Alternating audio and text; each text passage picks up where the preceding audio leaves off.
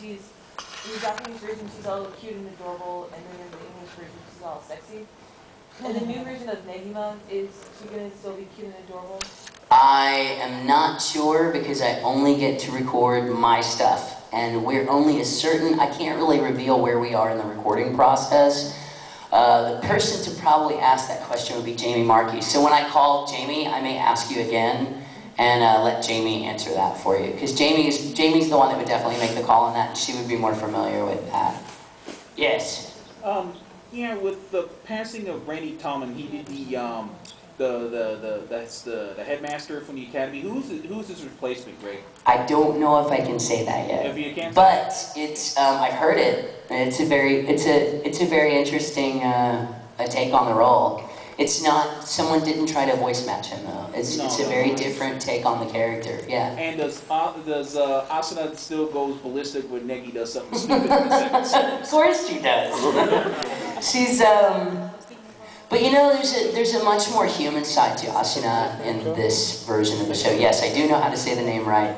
That's something we get raked over the coals for. They're like, well, why do you call her Ayaka?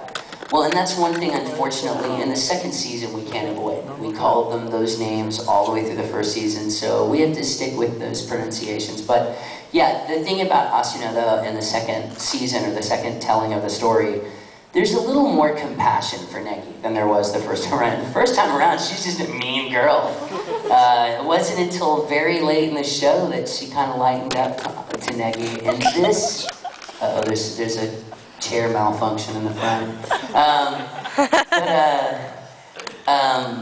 She's fairly compassionate pretty quick on in this version.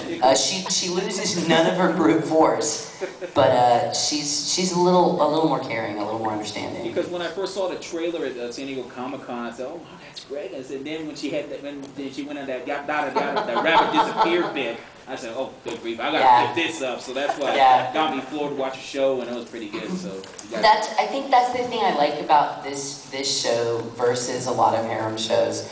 While some of the girls are crazy about Negi, there's some of them that really don't care for him too much. And he really doesn't know what to make of any of them. So it makes for a very atypical, or I should say non-typical harem show. Yeah. My second question was, were there any funny scenes, like during, like maybe like, you know, maybe really crack while you were recording? There are too many of them already. We're not even halfway through, and I spend most of my Negi sessions almost on the floor laughing. It's so much funnier this version and this time around. He's just ridiculous.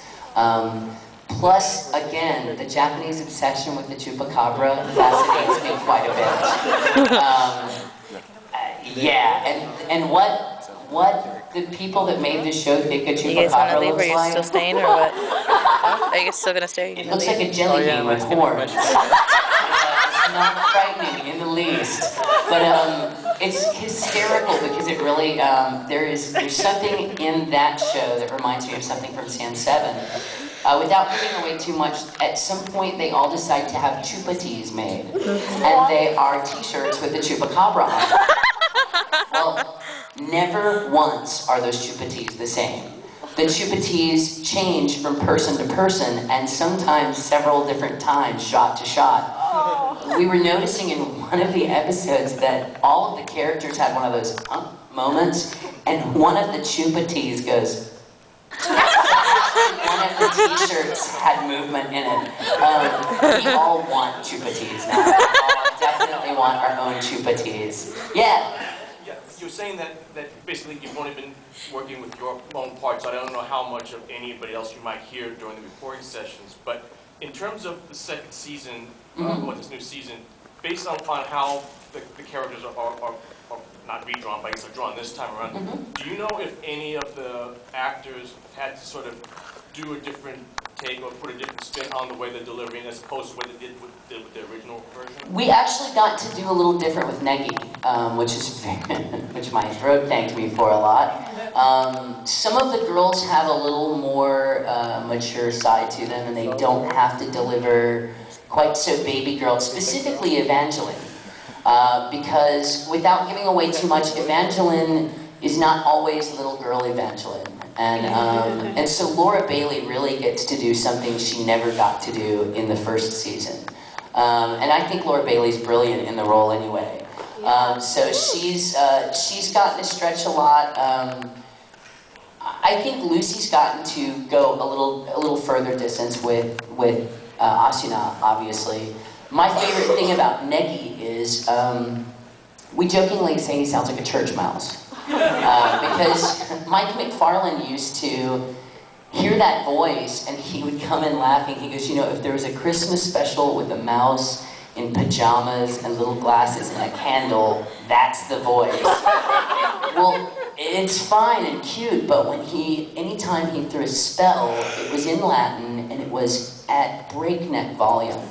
The new show, when he recites a spell or an incantation, one, it's not in Latin. There is kind of like a completion portion of the spell, and that's the only part that's in Latin, which is nice, which is wonderful, as I don't speak Latin.